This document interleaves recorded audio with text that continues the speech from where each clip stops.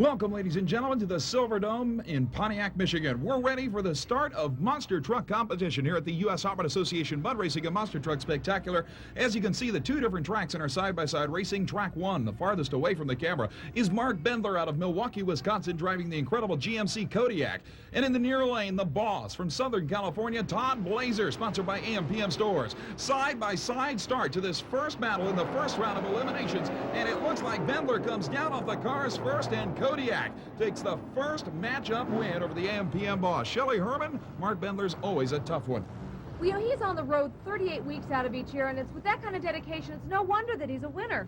Well, I'll tell you, Mark Bendler has a lot of enthusiasm going at this event because just a couple of weeks ago, he won the first ever indoor monster truck race in the state of Wisconsin in front of his hometown fans in Milwaukee with this kind of performance. On the replay, look at that landing. A lot of air under this machine, and even though it was a little bit sideways on the landing, Bendler still drives out of it beautifully. And by the way, that supercharged big block Chevrolet in that thing is one of the most powerful motors in monster truck racing. Here you see Blazer, the AMP Superboss, getting a little bit out of shape when he hits the cars, if only because it looked like he didn't have enough power when he hit him.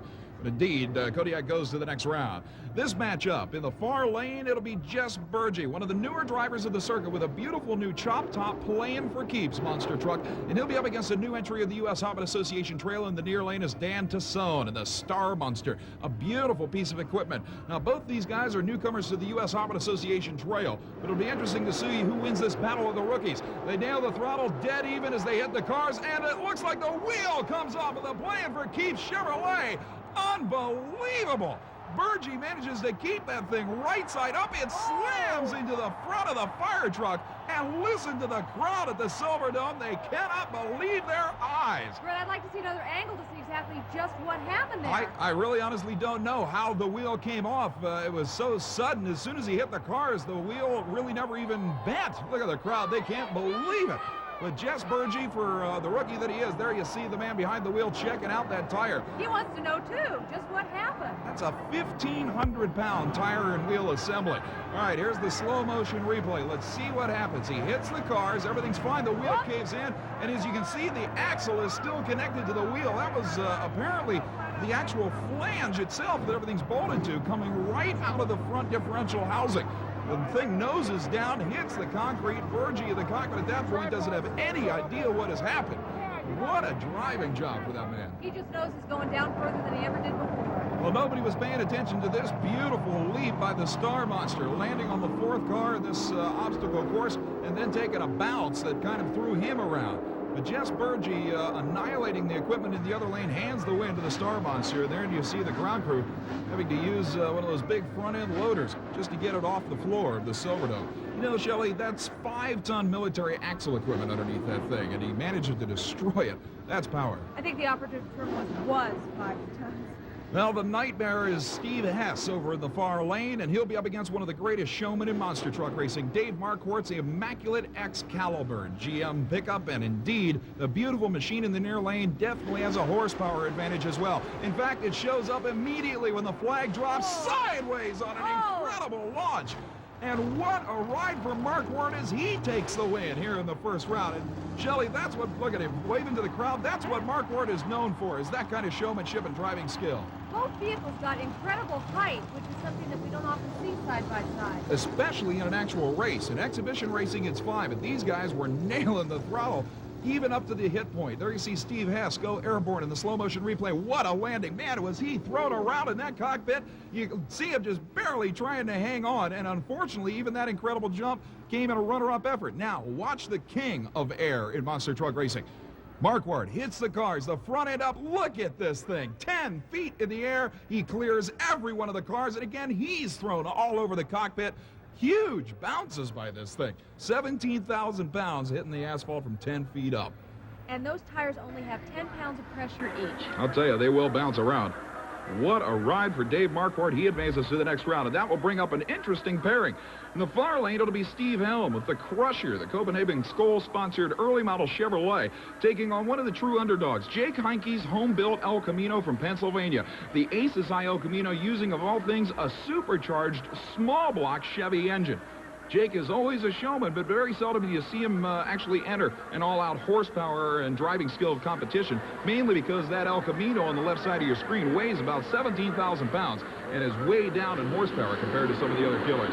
The green flag comes down. They move up for the first hit, and Heinke actually has a car length advantage, lands it very nicely, and gets across the finish line ahead of Hess in the Copenhagen Skull machine, and Heinke gets an upset win there, Shelley. You know, it's quite a bit different strategy from the first guys that came out in the block to these guys. Those cars are crushed now, so they really have to sail off on their own rather than rely on that. You can see it right here.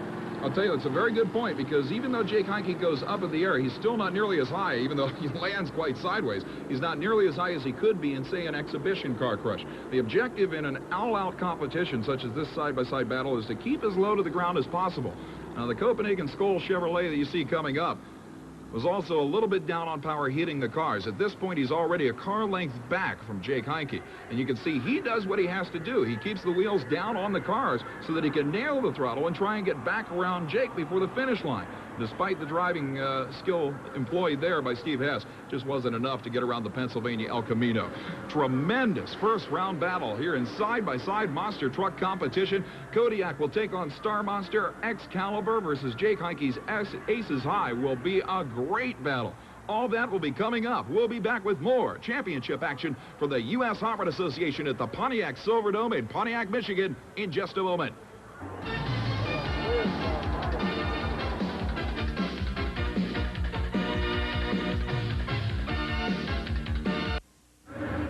Back at the Pontiac Silverdome in Pontiac, Michigan for more USHRA Association Championship action, and we're ready to kick things off with mud racing competition. I'm Bret, Kepner, and along with Shelley, Herman, we're ready for the first pair of machines in a side-by-side mud battle. And to start things off in the far lane, track one, from Playstone, New Hampshire, one of the quickest and fastest drivers in the business with a full-body truck. David Ray's incredible NOS nitrous oxide injected 600 cubic inch fiberglass Ford Ranger. He's up against the 1932 Ford altered coupe of the one and only Byron Tinky. He calls his brand new machine Bad Habit. The green flag drops, and Ray's full-bodied truck gets there first by a mile, in the door comes off of Byron Tinky's machine. A rough ride, Shelley. He may want to bail out now, but you have to wait until the track official says it's okay. I'll tell you, an excellent run. 2.15 seconds for David Ray. That is the quickest full-bodied truck pass in U.S. hot rod history, but the next man up is Tom Martin. The Mud Patrol 1932 Ford Coupe indeed is the world champion in U.S. Hot Rod Association Super Modified Mud Racing. A nitrous oxide injected 540 cubic inch fuel injected Chevrolet, and it looks like he'll be on a single run. Let's see what the world champion can do. Tremendous launch, full throttle all the way to the finish line, and Martin may have one of the quickest runs ever at a 90-foot pit. He seemed real happy with it. Anytime you see Tom Martin with his hand up above the roll cage, you know he's thrilled. Look at this launch. Immediately up on the tires, the elapsed time, 2 seconds flat. That is the quickest 90-foot pit run in history. And you have to remember, Shelley, that this guy holds the 100-foot-long pit record, the 80-foot-long pit record. He's incredible. Well, you've been saying all along that somebody's going to be breaking this 2-minute mark, and Tom might have to break his own record. I'll tell you, the next pair of machines up include a couple of guys that might be able to do it. Tim Hall in the far lane with another 32 Ford. This one a roaster with fuel-injected Ford power. Be taking on Jeff Acker with the first of the funny car-style Jeeps we've seen so far. A beautiful machine you see in the near lane called Insanity. It's got a 460 cubic inch fuel-injected, nitrous oxide-injected Chevrolet. And the Insanity Jeep funny car leaves beautifully. Obvious problems for Tim Hall in the far lane. And he finally makes it across the finish line, but he is shaking his head. He knew he had problems. Let's take a look, however, at Acker's run in the Insanity machine. Beautiful launch, although he didn't get up on the mud as quickly as he wanted. Still, that is the quickest run we've ever seen Acker make. Shelley, 2.20 seconds. Good stop down in the shutdown area as the machine never got crossed up or anything, and there you see a dejected Tim Hall. A little bit of smoke coming out of the fuel injector there might indicate that the car backfired somewhere at mid-track. We saw him have to get completely in and out of the throttle, but Tim Hall had some kind of problem. Don't really know what at this point. But I'll tell you, let's take a look at the slow-motion replay. It may have been an ignition problem. I don't think it was the transmission. There you see the thing just run out of power. I don't see it blowing any smoke anywhere, and he's kind of gussing it through there. Well, he got back in the throttle to record a 4.65 second elapsed time. There you see a pop that may have caused an ignition problem. Now a lot of smoke out of the valve cover gasket area. And the machine's still under power. Oh, there's the big explosion. Obviously, a hung intake valve that caused some of the lit fuel combustion charge to go back up through the injector, and that's a pretty graphic example of what bad timing looks like in slow motion right there. But it still could qualify for something, though, because some people don't make it all the way through, and you just have to measure the distance that they did accomplish. That's true, but at 4.65 seconds, it's going to be interesting to see if that holds for anything. Here's Mike Camella, the longtime Northern Ohio racer with his Chevrolet pickup called Bonkers. And here's a machine that is one of the quickest and fastest full-bodied Chevrolet trucks we've ever seen. The beautiful short and sweet Chevy of Dan Myers. I'll tell you, Myers' machine has always been one of the toughest, but we just saw David Ray's Ford go 2.15 seconds. That is currently number 2 behind world champion Tom Martin's 2-second flat run. There you see Camella in the Bonkers machine leaving first, but look at the Chevrolet marching past in the top end area. And I'll tell you what, even though Joe Camella's cousin Mike got there first, I don't think he's going to run quicker than that awesome Chevrolet of Myers. Now remember, while we're watching the replay here, even though Camella got there first, this is not a win or lose situation. It's strictly an elapsed time battle. Camella doing everything he can to control that vehicle. He's keeping it beautifully straight. You see the nitrous oxide bottle in the cockpit there with him. At 2.69 seconds, that is one of the best runs that Camella has ever made. That's an excellent pass for that exceptionally heavy truck. That's about a 2,900-pound vehicle, as opposed to some of the 2,200-pound lightweights. And as you said, you don't have to, it wasn't a side-by-side competition. He waited until he had enough nitrous oxide buildup, took off. But look at the elapsed time. Again, the quickest full-bodied truck in U.S. Hot Rod Association history. Myers runs 2.12 seconds. You have to remember, Myers is driving a machine that is almost 3,000 pounds. That is absolutely astounding. And Myers will now move into the number 2 spot behind world champ Tom Martin. Well, here's our buddy Lamont, the guy they call Lamont Ednokas, one of the most popular drivers on the U.S. Hot Rod Association Tour, but he is up against, by far, the crowd favorite at any U.S. Hot Rod Association event, the incredible supercharged, fuel-injected Corvette of Mike Erderly and Mike Jods called Mud Shark. Let's hope he can hold his car together this time. He's been known to lose pieces every now and then. You know this thing is always the squirreliest, wildest ride, but something goes wrong for the Mud Shark, and Ed Nokus gets the upset win of his life. Look at him. Looking back, he sees Erderly back there shaking his fist. He finally gets around the Mud Shark Corvette.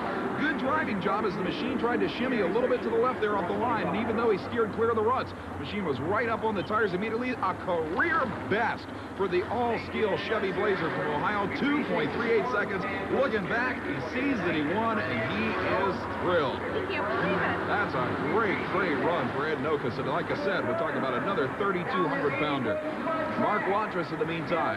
It is home state territory. This is Michigan's own Ford Motorcraft sponsored Ford Thunderbird funny car. And he'll be up against Don Newsom in one of Byron Tinkey's teen cars, the Bad Habit 1932 Ford. Now, Watrous' Ford T-Bird funny car, the ex-Mark Oswald Candies and Hughes nitro burner, is using a supercharged, fuel-injected, methanol-burning Ford wedge motor of all things. The 32 Ford Coupe utilizing Chevrolet motivation. Moving up the stage as we continue. The mark to beat, 2 seconds flat. Watrous easily drives away as Newsom runs into a problem at half-track. The second driver we've seen in the far lane have that problem, Shelley. Well, Watrous had to do some pretty fancy driving there. If you notice, he pulled way to the side, and you can just see him yank the wheel and get it right back on track, trying to stay out of the ruts, because that can cause him seconds. Without ever getting out of the throttle, and it results in a career best elapsed time. Watrous, the quickest run he has ever made, 2.20 seconds. And amazingly, that is only good for the number 5 spot.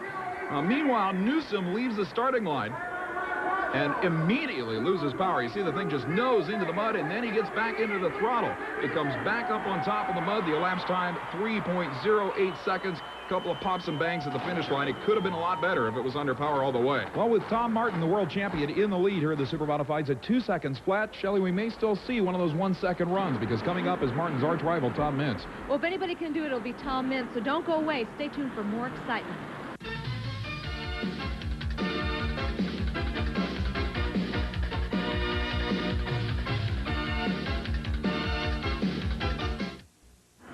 We're back at the Pontiac Silverdome in Pontiac, Michigan, as we continue U.S. Hot Rod Association Championship Super Modified Mud Racing. A packed house looks on. I'm Bret, and along with Shelley, Herman, we're ready to continue action with two of the wildest vehicles in U.S. Hot Rod Association Super Modified Racing today.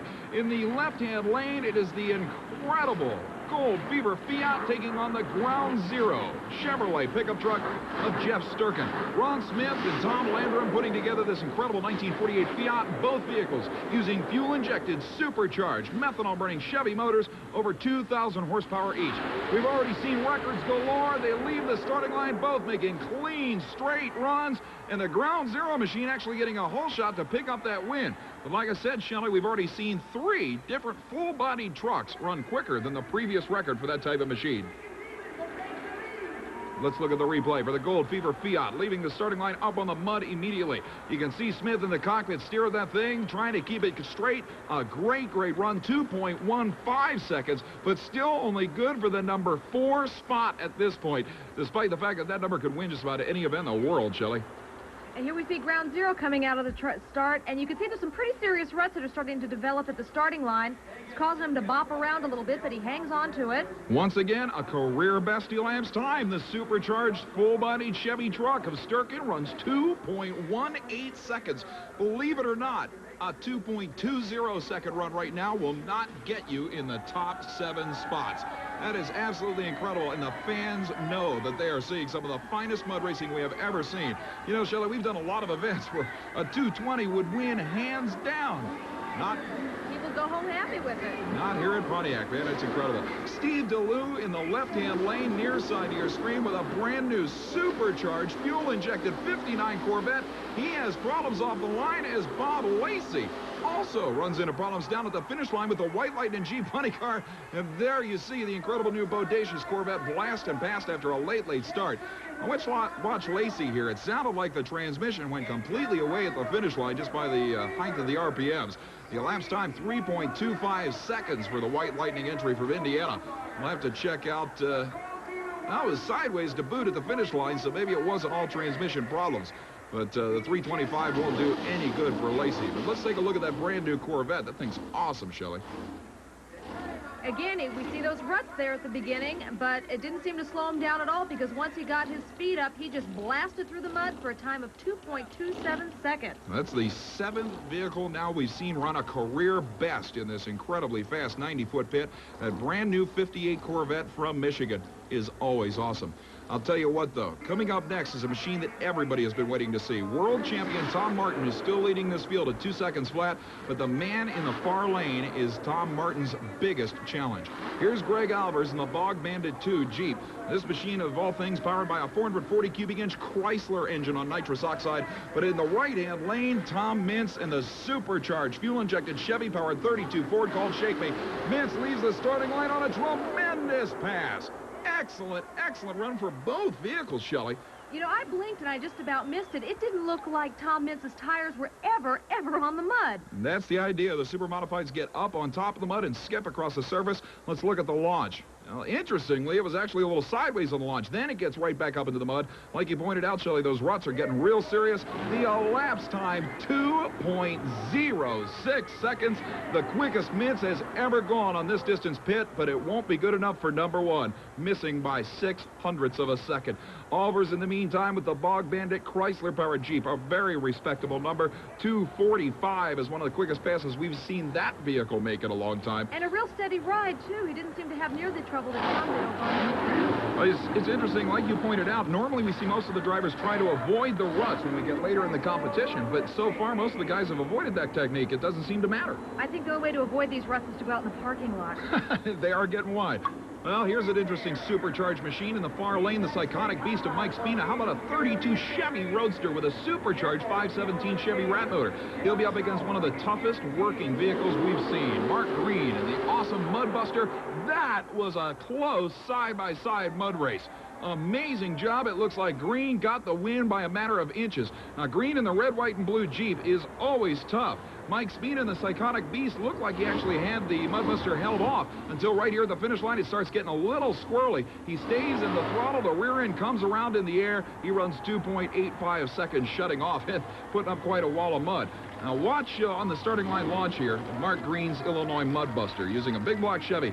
That front suspension with those huge coilover shocks is one of the best working in the business. Even though he took a rough ride, Shelley, because of those still forming ruts, it was an excellent, excellent run. The elapsed time, a great 2.14 second run.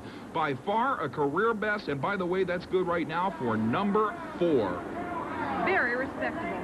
Man, just career best after career best on a 90-foot track. Here's a guy that has impressed us at a couple of U.S. Hobbit Association events so far this year from Kentucky. His name is T. Ray.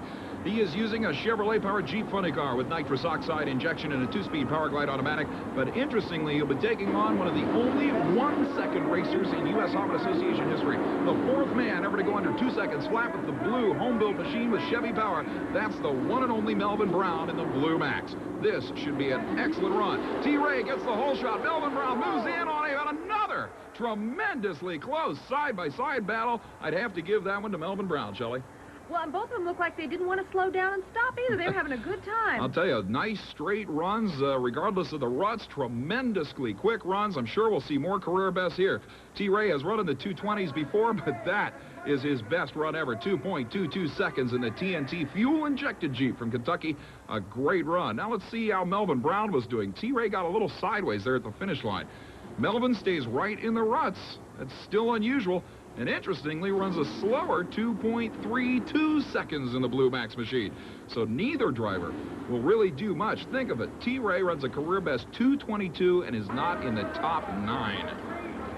Unbelievable action, and it's going to get wilder. We still have more championship mud racing to come from the Pontiac Silverdome, plus, of course, Demolition Derby action, thrill show competition, and the Battle of the Monster Trucks finales. We'll be back with more action from Pontiac and the U.S. Hobbit Association Spectacular after just a few messages. Stay tuned.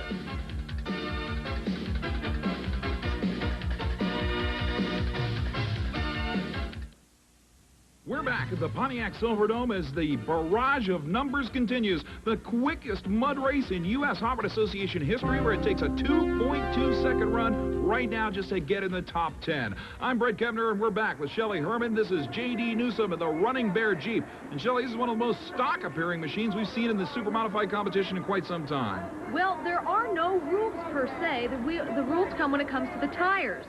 So any kind of vehicle can run here. That's right. The tires must be 44-inch tall maximum DOT-approved street tires. Other than that, you can build anything you want. Now, Bill Nybert in the Motor City Mud Rat Corvette leaves the starting line with a basically stock 390 AMC Jeep and finally drives around them. Both these Michigan racers in their first ever U.S. Hobbit Association competition event. You got to give credit to the guy in the Jeep, though. A tremendous job by J.D. Newsom, Shelley. We just might be seeing more of him. I'll tell you, one of the last machines we've seen with an AMC power plant in this vehicle. Let's take a look, first of all, at Nybert's Motor City Mud Rat Corvette, a big block Chevrolet with nitrous oxide injection. He goes through at 2.51 seconds on a nice straight run. A little bit of a pop in the fuel injector there. You saw the foam rubber that protects the injector from having mud enter pop out of it there at the end. Meanwhile, the Running Bear Jeep at 3.40 seconds. He's not going to win anything here tonight, but I'll tell you, it takes guts to enter a stock 390 AMC Jeep in this competition. Well, he still beats some of the veterans, so he does have a future in this sport. It's an excellent point with some of the problems the other guys have had that will put him well up in the standings compared to some of the people like Mike Erderly and the Mud Shark, who blew a transmission. Very rare problem for him. That'll bring up another pair of wild pieces of equipment. Here's Todd James, another newcomer from Marcellus, Michigan, with a Chevy-powered funny car Jeep. But he is up against a beautiful piece of equipment. We saw this man recently in Cincinnati, Ohio. Bud Thompson's incredible time traveler, 1955 Ford Thunderbird with fuel-injected, nitrous-injected Chevy power. What a run for the time traveler 55. The crowd loves it. What a pass for the newcomer in the classic Ford Thunderbird. Man, just eating up Todd James like he wasn't even there. Of course, we can see Todd had problems. Let's see, he gets stuck in the ruts again, bouncing around up the starting line. You can see Thompson just wheeling that thing around. Another 2.20 second run. Unfortunately for Thompson, it'll get him in 10th place, and that's it. Unbelievable. What is this sport coming to? I'll tell you, the numbers just keep getting quicker and quicker on this 90-foot pit. Here you see Todd James just running out of power. I would say that was something in the drivetrain, not necessarily an engine problem that caused him to lose all power 33 feet out, and he will end up right now with one of the final finishes. However, if you look at it a little closer, a lot of smoke coming out of the exhaust pipes. Shelley, that may well have been an engine problem. Oh, I hate to see that what happens to a newcomer, because they really do invest a lot of their own personal finances in getting into this sport. Well, how about a Chevy IROC Z28 Camaro? Mike Behrman takes on Mike Miller with another Jeep funny car, this one called Obsession. Miller using a 468 cubic inch Chevy, again with nitrous oxide injection and carburetors, interestingly. And Behrman's Camaro, a small block 383 Chevy on nitrous, with an automatic transmission in both machines, a 2,000-pound Camaro, one of the lightest full-body vehicles we've ever seen against a 2,900-pound Jeep, and the Jeep wins with a big pop at the finish line. Again, a valve train problem, and man, did Behrman's Camaro come marching around that Jeep at the finish line. You can see him when he gets out here at the beginning. He's in the ruts, but he manages to pull out and really pick up his time. It's true. 2:55 after kind of a squirrely start is not bad at all. It won't place him in the top 10, but this is a car that is improving rapidly at each and every USHRA Association event. Meanwhile, let's see, there's going to be a lot of fire at the finish line from Miller. The Obsession Jeep pilot really manhandling that steering wheel there. You see the fire out of the pipes as something in the valve train goes away. One of the intake valves hanging open, apparently. He has to shut off. Boy, he's looking over there to see where Behrman was. That's for sure. An absolutely incredible round of super modified championship motor racing. Shelley, we've never seen anything like the performances we've seen here tonight. But once again, the world champion Tom Martin takes the Mud Patrol 32 Ford to the win at a record 2 seconds flat, followed by his arch rival Tom Mintz in the Shake Me 32 Ford at 2:06. Right behind that, the quickest run ever for a full-body truck in USHRA Association history, Dan Myers in the short and sweet Chevy at 2:12, and then the incredible Jeep called a Mudbuster, being driven this weekend, of course, by Mark Green from Wisconsin at 2.14 seconds. But now we get into thrill show competition, and making his traditional grand entrance, ladies and gentlemen, is one of the all-time greats in the world of stunts. Shelley, this guy's a showman in every respect. This is Brian Carson pulling up in this stretch limo. This is something the fans have been waiting for all night. There he is, waving to the crowd as he prepares to attempt a pretty incredible stunt. Now, you have to understand that Brian Carson is not your average county fair type car jumper or thrill show driver. This man is truly out of his mind. He is well known for taking on stunts that no one else will touch. And this one, Shelley, is exceptionally bizarre. This is something that he has perfected called the Tower of Power. What it is he'll be driving a full-sized stock car up these ramps and then flying through a wall of flame into this stack of cars. Notice 2 vans on the bottom, a Lincoln Continental, a Chevy Nova, what appears to be a Chevy Chevette, actually 2 or 3 of them in a row up on top of that. That is probably an honest 30 feet of automobile stacked up. Up the ramp, through a wall of fire, into the stacked cars at 70 miles per hour. As you can see, he's got his Nomex face protector sock on, and will be wearing a helmet. Anything else? Well, he's got the incredible amount of protective gear inside, seat belts, a roll bar in this car, but it's still an incredibly dangerous stunt. He is back there, and apparently he's already fired up now, ready to come 70 miles an hour into the Pontiac Silverdome, moving in. He hits the ramps, the wall of fire, and into the stacked cars. Look at that stack tumble over. An amazing amount of force in that impact, and I hope at this point that he survived that without any injury. I couldn't even see him in all of that jumble. Well, that wall of fire blinds the driver. You can see the safety crews now trying to go out and get him. The crowd is going nuts. They want to see this guy come out of this car. Brian Carson in another flawless performance. He is still not out of the vehicle, though. Let's take a look at the replay on the hit. Here you see it come up the car, the explosion that blinds the driver from seeing anything that he's going to hit into the stacked up cars at 70 miles per hour. Look at those vans go back on that impact. He hits right square in the middle, too. Absolutely perfect hit. Tremendous amount of kinetic energy going into that wall. And there he is out of the car, looking a little bit worse for wear, but walking under his own power. Unbelievable showman. Here we see it from another angle. You see the flash? Can't see much else at that point. And there you see him, right smack in the middle where the maximum damage can be done. Well, we've got an audio hookup with Brian on the floor, Shelley. Brian, this is Shelley Herman along with Bret Kepner. How do you feel? I'm a little shook up. You know, the Pontiac Silverdome, and everybody in this building tried to make it as safe as possible. They gave me the okay to cancel or do this stunt tonight.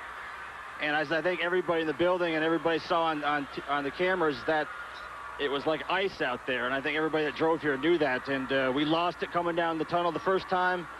I lost it coming down the tunnel the second time, but at least we got on the ramp, and you know, we didn't disappoint anybody. That's what it's all about.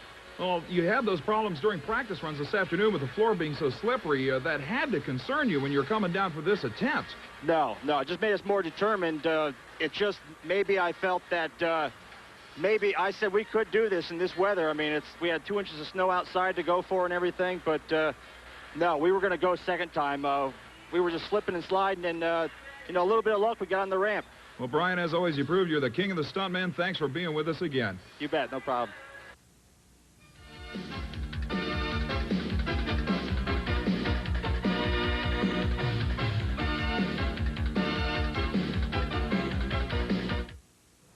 We're back at the USHRA Association Monster Truck and Mud Racing Spectacular. This is Bret Kepner along with Shelley Herman. And Shelley, we're into the semifinals of Monster Truck action.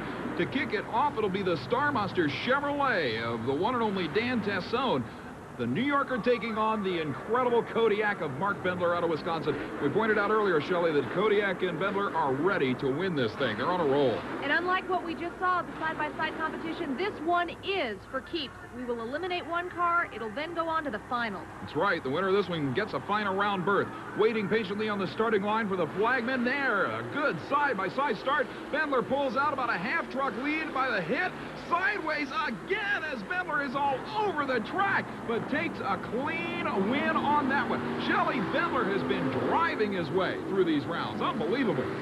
He got to do that. He just keeps his foot down, hammers it through, and even got his car a little muddy. Yeah, when you get into that mud, those things are impossible to handle, and those wet tires will slide all over this concrete floor. But Bendler handled it beautifully. Like I said, about a half-car lead off the starting line. Here we take a look at Tassone, who was doing his best to keep up. Beautiful, beautiful launch. Lots of air under the machine. He lands on the third car, nails the throttle again, and gets a little bit sideways off that last forward underneath, and then bounces hard. At that point, Bendler was trying to keep it straight. Here you see the Kodiak, 5 feet above those cars, but watch him come down sideways again. Although he braced himself in the cockpit a little bit better this time. Look at this thing, nose up, sideways, and airborne all at once. Now taking 2 tremendous hits. Look at him fighting that wheel to try and keep it straight. Tremendous job. Mark Bendler goes into the final.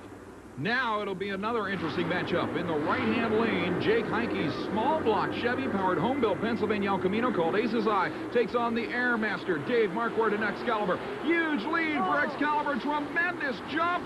Great bounce. A lot of pieces coming out from underneath those, Shelley, and that may spell problems for the winner. I don't think he can spare those spare parts that are laying there on the track.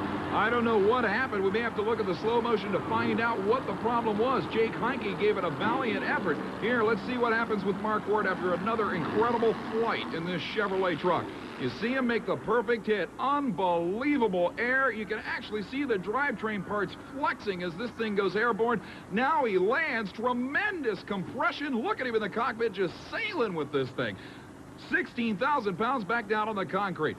Ace's Eye, in the meantime, will advance to the final round. We have just received word that apparently Marquardt's machine is not campaignable for the next round of competition, and with a sideways in the air bounce, Jake Heineke, the ultimate underdog, goes into the final round against Mark Bendler's Kodiak. What a showdown. I'll tell you, showdown is the name of the game here, as we've got the first ever side-by-side, back-to-back funny car tug-of-war in USHRA Association competition. You're looking at 21-year-old Toby Battle out of Cincinnati, Ohio, in a supercharged, fuel-injected, methanol-burning rear-engine Chevy Beretta. And here is Phoenix, Arizona's Jack Ehrmantraut, the infamous Hurst Hemi underglass rear-engine Dodge Daytona funny car.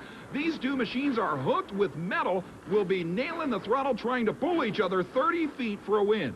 Now, during preliminaries, they had some problems keeping these things straight with the tires churning with 3,000 horsepower. But this is the showdown the fans have come to see. There's the green flag. They both nail the throttle. The tires start to incinerate against this concrete. The Windwalker Beretta stationary. A lot of sparks out of Ehrmantraut's motor. The smoke is almost obliterating who the winner was, but it looks like that Toby's pulling ahead, and he looks like he's got a good jump on him. Is that it? That's it?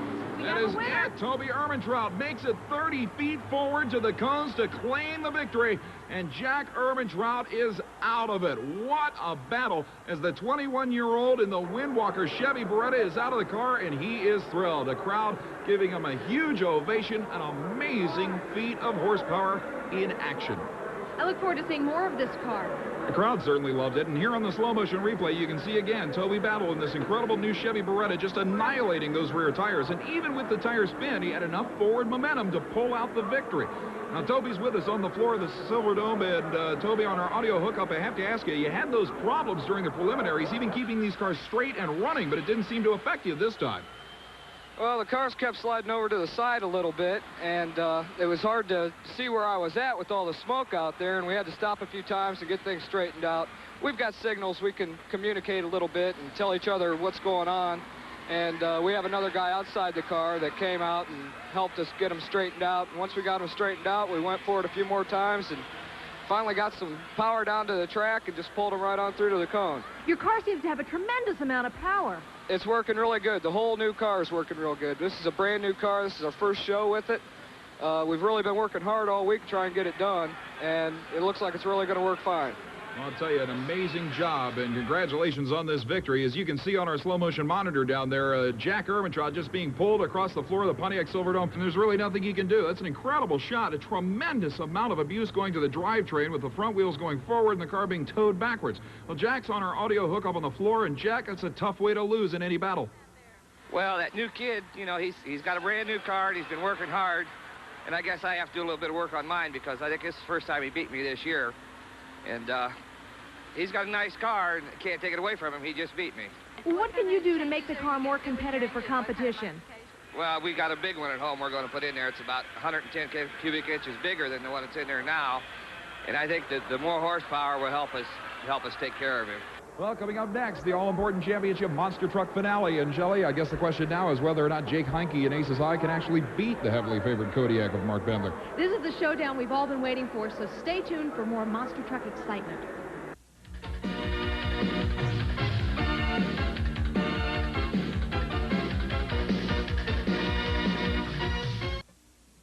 We're back at the Pontiac Silverdome for more USHRA Association competition as we get ready for Demolition Derby action. Shelley, Herman, this is a rather unusual Demolition Derby, a 60-foot by 60-foot square with a wetted surface to try and slow the action down, keep the speed down for these guys. But you'll notice that every vehicle in competition in this Demo Derby is a compact car. Well, they may be slowing them down with this mud, but they're still doing some damage to these vehicles. It's just started off, and already we're seeing smoke. Well, there's a lot of strategy involved in a small track demolition derby, especially in these compact cars because they don't hold up that well. Now, you'll notice just about every car out there is an AMC product. The AMC Spirits and AMC Gremlins are perfect for this kind of competition because they are very, very strong compact cars. We do have, I believe, one little Chevy Chevette and even a 76 Mercury Capri out there in competition. You're looking at the number 17A of Dennis Aschenbrenner from Howell, Michigan, and he is doing a lot of hitting out there. An awful lot, as a matter of fact. There, the number 14 machine of Kevin Rindisblocker from Stony Point, Ontario, one of the Canadian entries here at the Pontiac Silverdome for this battle. Now, there is a strategy to this. You can lay low for a certain amount of time, but if your car doesn't move within a designated time, you're disqualified. That's right, and of course the objective, as in any demolition derby, is to protect the lifeblood of a machine. The engine and radiator is what you have to keep from being hit, so most of the hitting is done with the rear of the car in reverse gear. There you see a machine making quite a few different hits and getting it at the same time. The number 98 of Woody Sequin from Bell River, Ontario. We have several Canadian entries here. As a matter of fact, the number 409 machine of Rick Connolly also doing exceptionally well out there. Now, you can see these guys spinning the tires because the floor has been watered down to try and keep the speed down. But indeed, these guys are still making some excellent hits. The number 199 AMC Spirit of Ron Hodges from Richmond, Michigan, already taking a lot of damage. Look at this with the door coming off of the AMC Gremlin, just getting sandwiched in there. The 17A of Dennis Aschenbrenner from Howell, Michigan, still doing a lot of damage out there. Yeah, I see some smoke coming out of old 99 out there, too. Sure, when you got low speed, boy, there's a hard hit. When you have low speed on an indoor track, the machines overheat very quickly. It makes a little bit shorter competition, but without any kind of speed and a lot of hot air, it's tough to keep it going. There you see a fan grinding up against a radiator. You can see the sparks coming off. That's double damage because the fan will go out and kill the cooling system, and if the fan cuts through the radiator, you're going to lose your cooling ability a lot quicker. There is a driver obviously out of the competition. Remember, you have to stay inside these things until competition is over. You are not allowed to leave the car unless it is on fire. That thing is still running, though. The fan grinding into the radiator, the number 199 of Ron Hodges, amazingly still in competition. And these cars, just like the bigger ones, it seems the ones that have that hatchback or station wagon to it seem to have a little more of an advantage over the ones that are just a square back. It's true. They're very, very strong in the back with a lot of space that can be crushed in, yet keep the car moving forward. There you see the number 98 AMC Gremlin of Woody Sequin that doesn't have much of a front end left.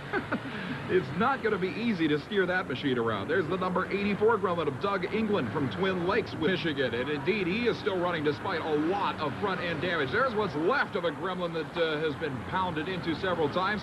The number 10 Gremlin seems to be holding up pretty well. That's Frank the Stomper Lemke from Comber, Ontario. And he's doing awfully good out there. You can see he's still running a little bit of steam coming out of the machine, but not much. In the background, the already dead number 09 Mercury Capri of Tom Thorpe. I guess that'll probably be the last time Tom enters a Mercury Capri in one of these things. Oh, yeah, but I'm seeing a lot of smoke still. It looks like we're coming down to, what, the number 98 car? Yeah, Woody Sequin is definitely overheating, and that's going to be big, big problems. As a matter of fact, there is nothing left of the front end of that car. It is overheating tremendously, and he doesn't care. He's starting to use the front to make his hits now. Brian Rindeschlacker from Stony Point, Ontario. That red, white, and blue AMC Spirit is looking beautiful. He makes a tremendous hit on Woody Sequin, and that may have been enough to put the other Canadian out. Still battling out there. You can see these guys spinning the tires on a watered-down track that is not designed for speed. You've really got to be able to maneuver a car in reverse gear to make any serious hits on this particular track. And you don't have the luxury of being able to wait either, because it's still a real crowded field here, and the cars are getting disabled and disabled by the second. That's for sure. And we got a three-way battle here. The number 409 entry of Rick Connolly from Belleville, Michigan, indeed is looking pretty good as well. I'd have to say that Rindeschlacker, the number 007 red, white, and blue machine, and Connolly in number 409, both looking about the best here. As a matter of fact, there they are back-to-back in that particular battle. Number 159 Gremlin getting murdered out there. Ron Hodges from Richmond certainly looking like he's having a tough time. But there you see still machines running. I can't believe Woody Sequin's number 98 is even moving. It's a real testimony to the engineering in these cars. I was just about to say, AMC did their job. You want to talk about a torture test, you'll never get these kind of conditions as long as you own a car and drive it on the street. Now we're getting down to just a few machines left running. The number 158 of Ron Bairn from Richmond, Michigan is still running. There's the number 199 AMC Spirit getting a hit. That's Ron Hodges from Richmond. Also, Brian Rindeschlacker's number 007, the Canadian entry still in this program, one of the last of the Gremlins running. You know, we can start to see the strategy shaping up now where people have a little bit more time to line up and make good direct hits that can cause some damage. Well, there you see Rindeschlacker in the red and white 007. He is still running despite the fact that he's got a flat left front tire. And man, just steam and debris coming out of Ron Hodges' 199. And there you see the crowd getting into every bit of this Demolition Derby action. Meanwhile, the drivers out there still doing their jobs. Rick Connolly out of Belleville, the number 409 machine, takes a huge hit into the number 199 of Ron Hodges, and that will put... I don't believe it. I would have sworn that would have ended that AMC Spirits day, but Hodges just keeps on running. Unbelievable. This is the Gremlin that just won't quit. Absolutely incredible job by these AMC machines. You can compliment the drivers all you want, but these cars are holding up under some of the worst possible circumstances. You can see Hodges in the yellow 199. They're still making hits. There's the 158 of Ron Barron from Richmond, Michigan, still running, but only barely. And it looks like the 158 may be a dead player right there. Sure enough, there's the 409 of Rick Connolly, Belleville, Michigan's own, still making hits. And he may be about the only driver with a running vehicle. Looks like he had to refire it there. Well, here's Kevin Rindlisbacher from Stony Point, Ontario, in his number 14 Gremlin, and it looks like he may be the only other vehicle running with Rick Connolly. Connolly's sitting there trying to get this machine fired back up. Let's see what happens. He's looking pretty desperate. Trying to get it into gear and running. And he's got it going. Boy, there's nothing left of the back of that car. It's a two-man showdown here at the end of Demo Derby action. A little bit of a hit there by Rindlisbacher from Ontario. The 409 machine of Connolly now sets it up for the hit. Look, there's nothing left in the rear end of this car. He makes the hit, and that may have been the hit that did it. The smoke rising out of Rindlisbacher's gremlin. Connolly fires it back up. That's it. He's the winner. Connolly makes the final hit. The thing barely moves away from his opponent, but the crowd is jumping up and down. He may make one last hit just for insurance, if that thing can even back up anymore. There's the hit that he wanted. He loses fire. Can he start it up again? He's trying. Yeah, he got it. That's all he needed to have that machine running, and the crowd is behind him all the way. Rick Connolly from Belleville, Michigan, takes the checkered flag. His crew comes in to greet him, and that's going to be a happy man stepping out of the remains of an AMC Spirit right there. Congratulations. What a job. Rick Connolly out of Belleville, Michigan takes the win in the Demo Derby competition, but now we're ready to determine the Monster Truck Championship. And this is maybe a lopsided battle here, Shelley, as the Kodiak of Mark Bendler has been literally driving past his opponents. Jake Heinke in the Pennsylvania-based Aces High small block Chevy-powered monster machine, the El Camino, got here by the luck of his opponent's breakage when Dave Marquardt's incredible Excalibur broke after winning the semi. This is going to be interesting. Well, Jake has a lot of experience. I wouldn't be surprised if he could pull it out. It would be a major upset, and it would certainly stun Mark Bendler. They're ready for the flag. The starter checking each driver. The flag goes up. Here we are, the Monster Truck final. Bendler, the first one hit the cars. Heinke starts to make up the distance, and a tremendously close battle. Man, Jake Heinke really gave a great representation of small block Chevy power. But Mark Bendler in the incredible Kodiak takes it. And like we said, Bendler's on a roll. There he is, waving to the crowd. They love this truck. As you can see, as soon as he hits the cars, he gets the tremendous amount of height that he needs. And it was just that extra bit of oomph that got him over the top, because Jake was breathing down on him real hot and heavy. It's interesting in every round. Look at that incredible bounce. Again, Bendler thrown almost out of the cockpit. You have to remember that most of these guys prefer to stay down low to the ground. Bendler was actually using his air height, as you pointed out, to clear those cars rather than drive over them. Jake Heinke, what a launch. He was going to try the same through the air method of clearing these cars. But again, he gets sideways. Look at the exhaust headers bouncing on that landing. That thing has taken a hit. And despite the bouncing just a few feet behind the supercharged big block Chevy GMC called Kodiak. Great job by both drivers. And like I said, Bendler, after winning that hometown event in Milwaukee, Wisconsin a couple of weeks ago, is on a roll. We'll be right back with one more word from the Pontiac Silverdome in just a moment. Watch out. The wildest show on wheels is about to roar into your living room. It's the ultimate home video. Blood, sweat, and gears. Bigfoot takes on the toughest full-blown competition ever before facing his greatest test when Sergeant Slaughter and his battle battalion challenge Bigfoot to an all-out tug-of-war. So if you want gear-jamming, car-crushing, down-and-dirty action, get your credit card ready to order your video now. Call 1-800-351-1500. Blood, sweat, and gears. An incredible way to end this event with Jake Heinke's Aces High El Camino just barely being edged out for the Monster Truck Championship by Mark Bendler's Kodiak. Shelley, great race. Those are the kind of showdowns I like to see. It's one of those that ain't over till the fat lady sings. It ain't over till the last monster truck crushes. That's true. It was a great, great battle. And in Bud Racing, of course, we've been talking about world champ Tom Martin possibly being overthrown this year. The guy just keeps rolling along. 2 seconds flat, winning out over his arch rival Tom Mintz, who ran 2:06. It was a great race. 2:06, I mean, we look at that kind of number like that's a losing number. That's still a real respectable number. I can't wait to see how he does next time. It's true. This World Championship isn't over. And, of course, we got to see the first ever supercharged funny car tug-of-war in USHRA Association competition.